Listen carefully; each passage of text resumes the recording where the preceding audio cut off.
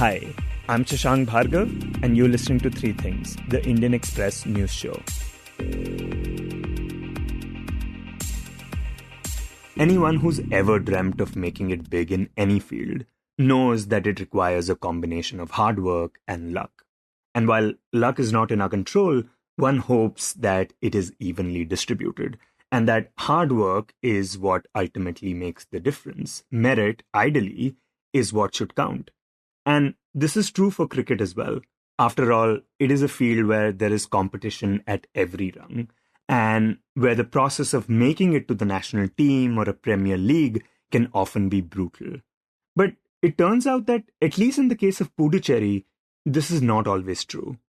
Turns out that private coaches there have been offering packages to cricketers from other states to become locals, giving them a fast-track route into teams under the Cricket Association of Pondicherry, or CAP. This is what an Indian Express investigation has found. Lalith Kalidas, who led the investigation, reviewed over 2,000 player registration forms in the Union Territory, spoke to more than a dozen former and current players and officials, and tracked down several listed residential and institutional addresses on the ground to uncover the truth. Today on the show, we bring you a conversation between Lalith and Mihir Vasavda, co-host of the Express Sports podcast, where this conversation first took place. Here's Mihir. Indian cricket's global rise, which we've been talking about for such a long time, has largely relied on the belief that it is a system of fairness, that skill and sweat and selection create a level playing field. But Lalith, when you sat down with this investigation, you found out that it wasn't always the case. So tell us, how did you get around this investigation and what did you find out? Well, it was quite a long process. I don't think it started even maybe this year. Followers of domestic cricket, like the keen followers of domestic cricket, would have always been intrigued and surprised when they keep seeing different names pop up in Pondicherry cricket 11s across formats, across the age groups over the last 7 years since they've come into the BCCI system. And this keeps happening when there's a clear defined rule at the senior level that only 3 guest players can be allowed in a playing 11. So, I've always wanted to, get to the base of what happens in Pondicherry for years now, but I have never come across anybody being affected by it. Obviously, that local cricket is suffering, but it was difficult to get in contact with someone or somebody who's been directly affected by it. But the initial thought for the story this year started somewhere around May or June, when Pondicherry Premier League, the state T20 league, was happening, and you get to see a lot of names from Madhya Pradesh, Mumbai, Uttar Pradesh, Delhi. All of these guys are playing the state T20 league in Pondicherry. And some of these names have played Ranji Trophy cricket just the year before, in their respective hometowns. So that is where this process started. And then randomly one day I came across some comments on an Instagram post where local cricketers had mentioned about they're suffering because of what's happening even in the PPL, the Pondicherry Premier League. And that is how I actually got in touch with the local cricketers there, and the story unfolded from there. So yeah, it was quite shocking at every point from there over the last 4 months, what was been going on there, in terms of the selection, in terms of the entire Cricket Association itself, and what happens with the entire complex where the Cricket Association of Pondicherry is set up. So I think that is how the initial part of this story actually was set up. Yeah, and we'll be talking about all of those points as we progress. So basically, even though you are a cricket geek, it wasn't out of your choice or love for the game that you were following Pondicherry cricket, right? It was basically you sniffed around and you found that something was wrong, and then spent a lot of months kind of figuring out what exactly was the case. Well, yes, once you keep following domestic cricket, obviously, that is the breeding ground for the, next set of talent, or whoever represent Indian cricket at the international level one day will all be coming through domestic cricket. So I have always found it very important system. And this is not the first time, Pondicherry cricket is coming in the news for the wrong reasons. It actually happened in the very first season they had come up. In fact, I think, if I'm not wrong, it was just after their first ever game under the BCCI in 2018, September, if I'm not wrong, where 8 players were banned for having, forged their documents to, be eligible as a local player. Even then, associations like Uttarakhand had filed complaints to the BCCI where they had to take down the special status they had apparently given Pondicherry at that point to field more than 3 guest players. So it continued at a large scale with each passing season, was quite surprising, and the entire system is completely taken down there at every level. It's not just the senior men's Ranji team that we're talking about. It extends to the other white ball formats, even women's cricket, and every age group division under the BCCI, and it becomes even more shocking at the age group level, especially because you don't have a system of guest players at the age group level. You can't field players from outside, outstation cricketers at the guest level. And just need to scroll back a couple of months to the first match of this season in October in the Vinu Mankad Trophy at the under 19 level, where 9 out of the 11 players that played the opening game from outside the state. That's insane. If we just kind of take a step back, Lalith, now, could you walk us through what it actually takes for someone to become a professional cricketer in India? Say, play in the IPL or get as far as the national team? Obviously, there is the clear defined rule of going through the district to the zonal level to state cricket and thereon. But we also know there are so many different ways to, actually get to the top or get to the spotlight these days, especially with the glamour and the spotlight of the IPL. Just this week, we've seen Baroda's Amit Pasi. He's not represented Baroda at any level before over the last 9 years. And then suddenly he makes his debut in the last league stage game of the Syed Mushtaq Ali Trophy. That is his first ever game at the state level. And he equals the world record for the highest score on debut. And the next day he lands at IPL selection trials with Kolkata Knight Riders. So there are different ways to get to the top now. But yeah, obviously the structure, the BCCI structure, given the large competition that we have in the country, starts from the age groups. You get into the state age group teams, and then you progress to the senior team where you compete across formats. You are eligible for government jobs and other lucrative things in the system. And from there on, it takes to be a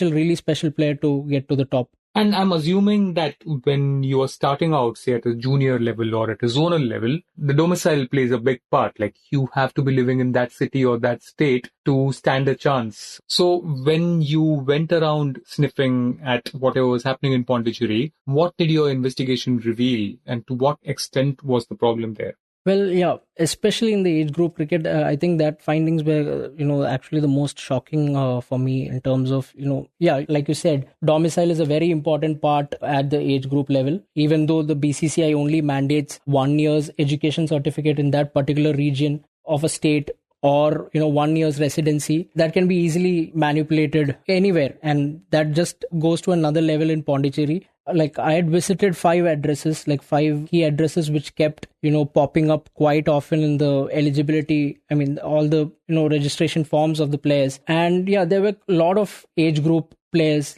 who have managed to forge their domicile. There was this one player at this particular address. He is from Delhi. He was set up to play since last year in Pondicherry, but he managed to manipulate his address through his connections, and he was able to show documents that had him reside in Pondicherry since 2023. But he's never been there. He's a proper Delhiite, and he's always played his cricket outside Pondicherry. And yeah, the week I had actually visited Pondicherry is the also the same time he'd flown down to Pondi after a year. And at the very last day of this investigation, I had also mentioned in the story about fake educational institutes. So that was a tricky part to actually, to crack in terms of who were the players.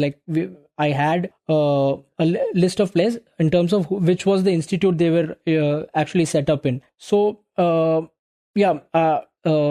on the final day, I was able to, contact some of them and actually find out that they were all, registered in this one particular institute that was mentioned in the story. And at the same time, they are not in Pondicherry when they're actually listed to be studying there right now. They're all back in their hometowns, after a short stint in the practice games or the Pondicherry Premier League earlier this year. So yeah, that is how the age group system works in Pondicherry.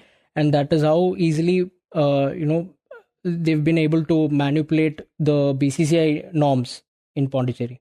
It's insane. And you also mentioned this quote unquote package of up to 1.2 lakh or more, which is a fast track route to the Pondicherry teams across age groups. Could you talk more about that? What exactly, what are they paying for? If someone is from Delhi and they're paying up to 1.2 lakh or more, what do they get in return? That actually just sets them up to be eligible to play there. I'm sure, or like through my various sources, I've heard that even to play a particular game right after that, like once you have set up, you have to pay a lot more. Just to be playing games there, you have to pay, or whatever that is, to the private coaches and all that, to be getting playing time later on. But yeah, coming to this initial 1.2 lakh package, that basically sets you up your domicile and all the eligibility. Like for instance, if I'm approaching, the middlemen and the private coaches in Pondicherry, who's very much an integral part of this parallel system. Like if you're approaching them this year, you must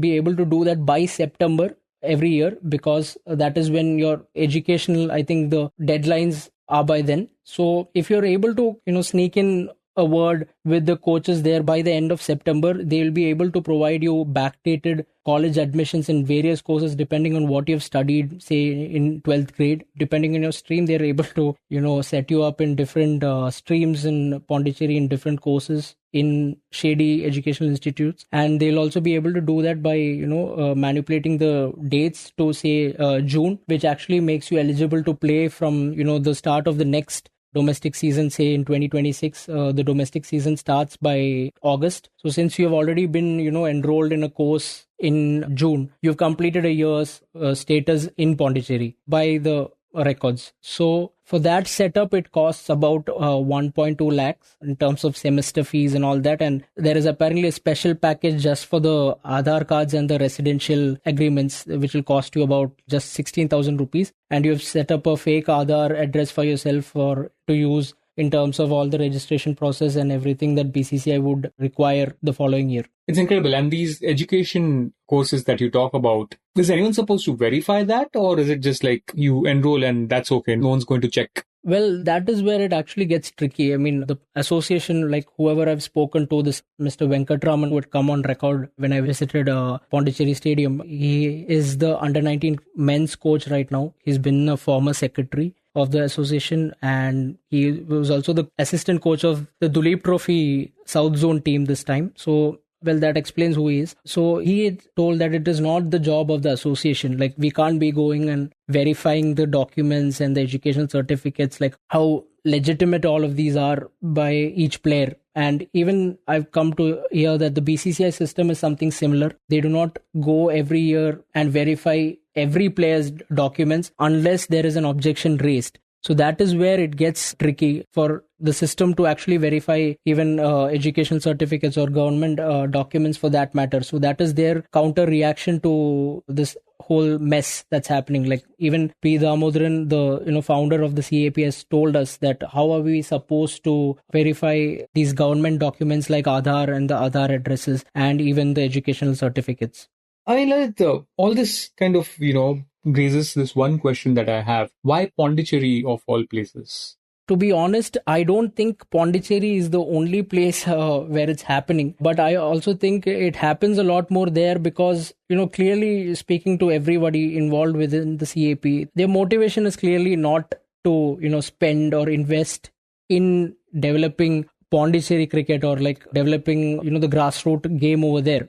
Like if that was clearly the intention of Mr. Damodaran and the entire CAP structure, they would have had a club cricket system, which is like quite prevalent in every other state. That would have been set up by now. Like it's clear to everybody the heft that Damodaran has in terms of funds and finances. I mean, he's single-handedly been able to, establish this, fantastic CAP Seacham ground, which has about 8 different grounds. 4 of them are almost, if I'm not wrong, have already obtained first-class cricket status. They've already, hosted a under-19 international game. But there is still no representation of local talent. They don't have the avenue to play simply because there is no chance for a division league system there. We do not know how the teams are picked. for the states, for the Ranji Trophy selection trials and all that. There is no clear defined structure. So it gets all the more easy for, them to invest in a system like this, where clearly their intention is to, compete. And Mr. Damodaran himself had told me that on record, like, I do not want to be, or like, we do not want to be like one of the northeastern states, which clearly states what he intends with investing in such a structure. So yeah, I think that's how,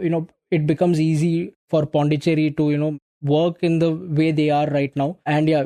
And sorry, but what does he mean by not be like one of those northeastern states? Like, what do they do? See, there have been allegations against certain northeastern teams, but now if you look at it, most of them are able to field their own local 11s, and they are still competing. Most of the teams are still competing in the plate group. But Pondicherry has been able to, move past the plate group and compete at the elite level with all the top teams for a larger period of the last 8 years, where teams like, say, Meghalaya, Manipur, they've still been, moving up and down between the two elite and plate systems. But Pondicherry has been able to, sustain themselves in the elite groups simply because they've managed to, have players of great capabilities. Like, they've had a Paras Dogra, like, he's clearly a domestic cricket legend. Yeah. He's the second highest run scorer in the Ranji Trophy. He's been played for them for quite a long time. There was Abhishek Nair before that, and they've consistently had such names, like, proven themselves at the Ranji level for different states. So that is what he intends by that. Like, he wants to compete, and he does not, believe in a system where, he should invest at the local level to improve the game. So even the president of the Cricket Association of Pondicherry, Mr. Damodaran, comes across as an interesting character. Now, you mentioned that there are allegations of conflict of interest and impropriety against him. What did he find out? So actually, his term as the president had finished in August 2025, but he still remains the key figure for the CAP. He continues to represent them at the BCCI AGMs.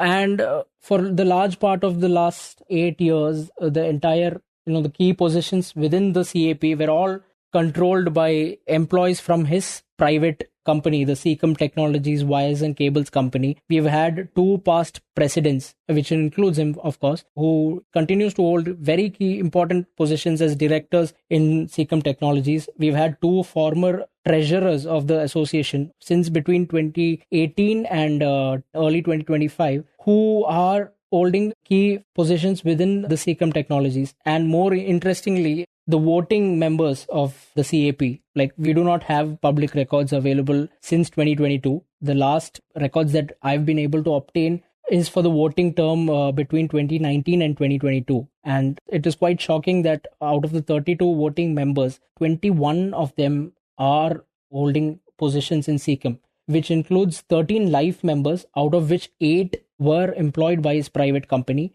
And everything goes to another level when you look at the lease agreement between the Seacom Technologies and the CAP. As we know from this investigation, that the CAP and the entire complex that we talk about, cricket ground, which includes 8 grounds and a lot more facilities, all of this is situated or established in Damodaran's private land, which belonged to Seacom. And this was an initial lease agreement for 15 years, following which the entire facility will be Seacom's. And sometime in mid 2023, everything got a lot more blatant in the sense that, the first party in this agreement became Damodaran's children. Rohit Damodaran, he was their first Ranji Trophy captain, has played over 100 first-class games.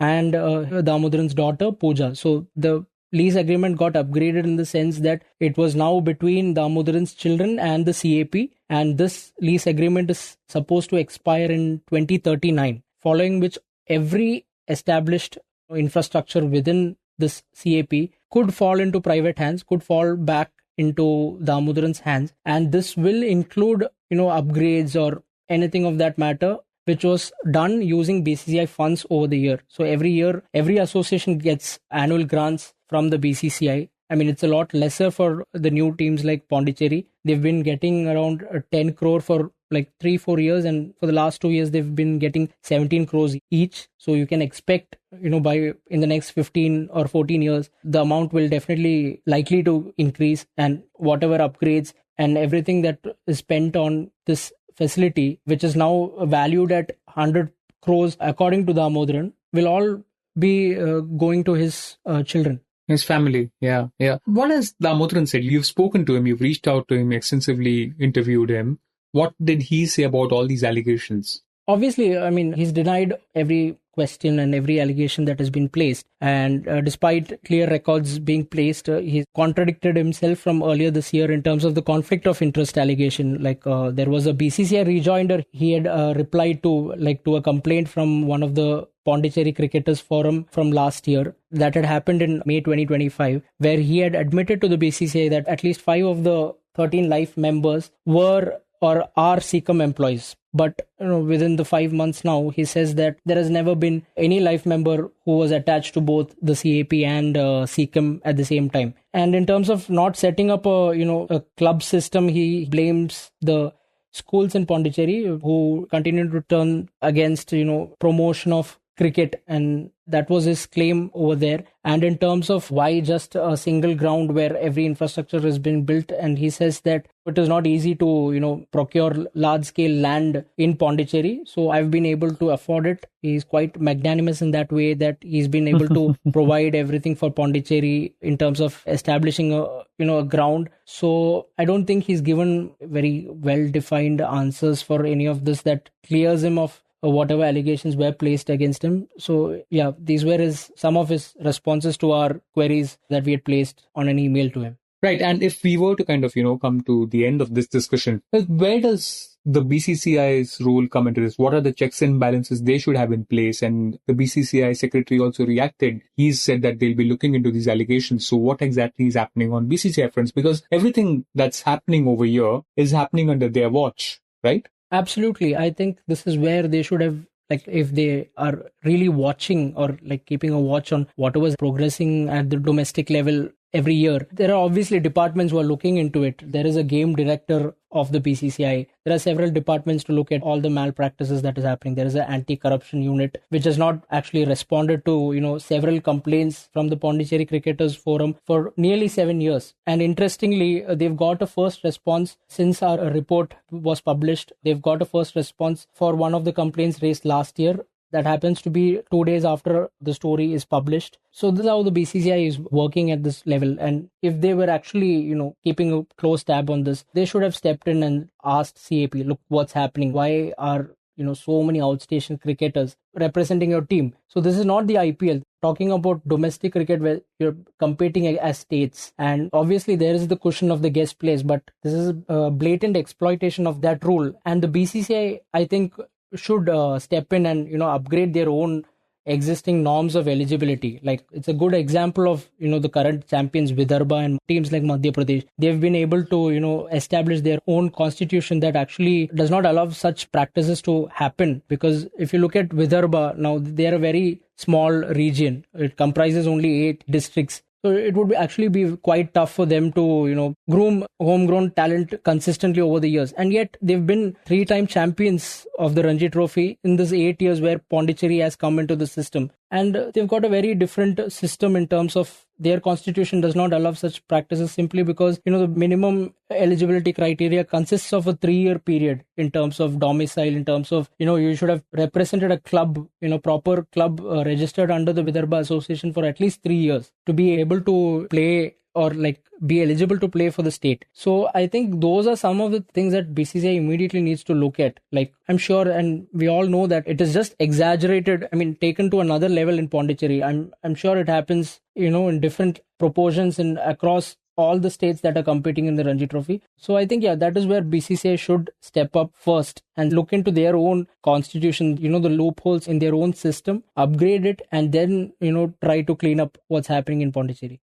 Lalith, you mentioned, Vidarbha's example right now, and earlier you mentioned what was happening in Northeast, in Meghalaya, Mizoram, and Manipur. Now, how hard is it for these regions, these states, where there isn't a deep cricketing culture, where, it's not like Bombay or Delhi or Tamil Nadu, where you've got players in abundance? How hard is it for them to set up a thing from a very grassroots level and then start competing with the big boys? Well, it is absolutely a huge task, especially even tougher if you look at the entire Northeast region, which came into the system alongside Pondicherry. Now, we know that they don't have a great cricketing tradition, but it is a lot different in Damodaran's perspective, and even Pondicherry, because they were all connected to under the Tamil Nadu Cricket Association before Pondicherry came as a separate entity under the BCCI. Like Pondicherry was an attached district to the TNCA. So they've had some understanding of how an administration or how cricket works. But again, setting up a, complex, setting up a cricket ground, setting up a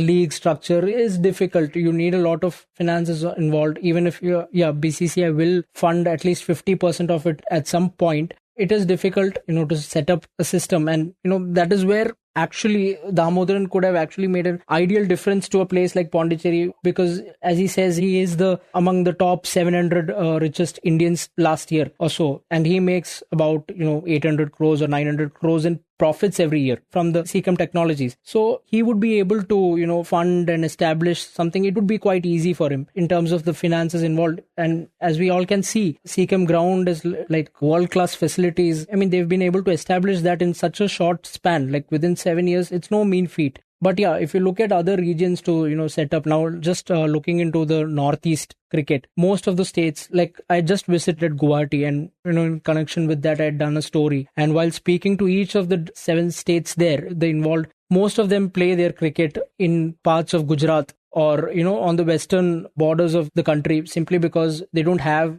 basic stadium structures still set up there. The finances haven't worked out yet. It is still in progress. So their cricket structures are still developing, simply because, it is a huge task to, set up a system like that. So that is how it works. And that is where actually, Damodaran, simply because of his corporate background, can afford to have a, alternative in terms of the setup. But yeah, it is not easy to, fund and, look after a new state association in terms of, structuring it from the grassroots level. And Lalit, of course, like if we put this entire thing in the bigger picture context, where cricket, more than any other sport in India, is a way to better life. So a lot of these players come from very humble backgrounds. They come from all over India, and cricket is probably their way out to a better life. So when they do not get opportunities because of incidents like these, how does that really impact the entire ecosystem? Yeah, it means a lot for, Pondicherry cricket. I mean, the local cricketers, if they're representative, their rightful chances are given back to them. Firstly, it sets up a lot of, in terms of the money involved.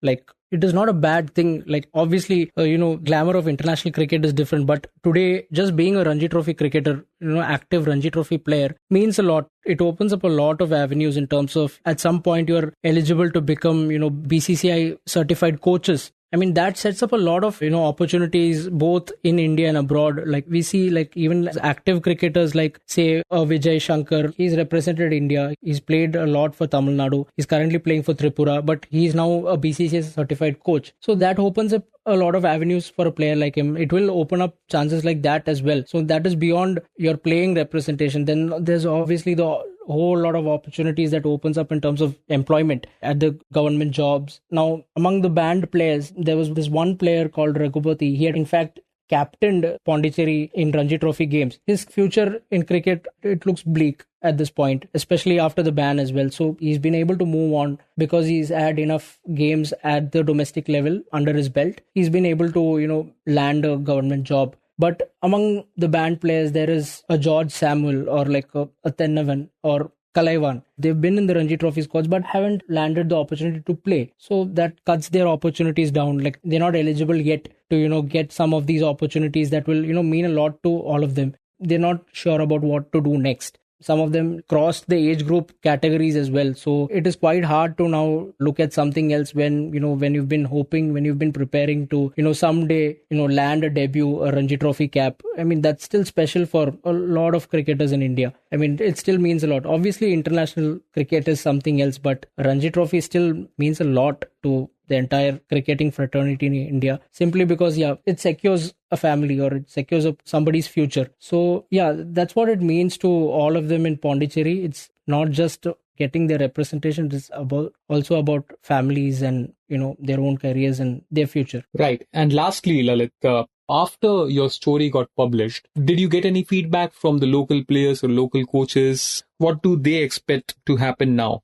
Well, I did. I've been in constant touch with the local cricketers. I mean, our investigation also found out that like 5 of them were banned for raising some of these allegations to the association in terms of, hoping for a response, a change. So obviously now they are actually looking forward to the response, proper investigation from the BCCI. There have been other local body members who had called me and asked whether the BCCI would be able to set up an ad hoc committee to look at the entire CAP structure. Like, it is flawed at every step. So that is what they're expecting. They're expecting a change definitely in terms of the entire system. That is now entirely upon the BCCI to, actually walk the talk. They've obviously, the secretary has told us that they will be looking into the matter. So now I think obviously that is the only thing they can hope for, because they don't have basic representation in terms of local level games itself. So they need a structure in place. And yeah, if the CAP is not ready to look into that, it should be the BCCI who should be directing it. And they're hopeful that now that they've also responded to the Pondicherry Cricketers Forum, that the BCCI would be looking into it a little more keenly to clean up their own mess.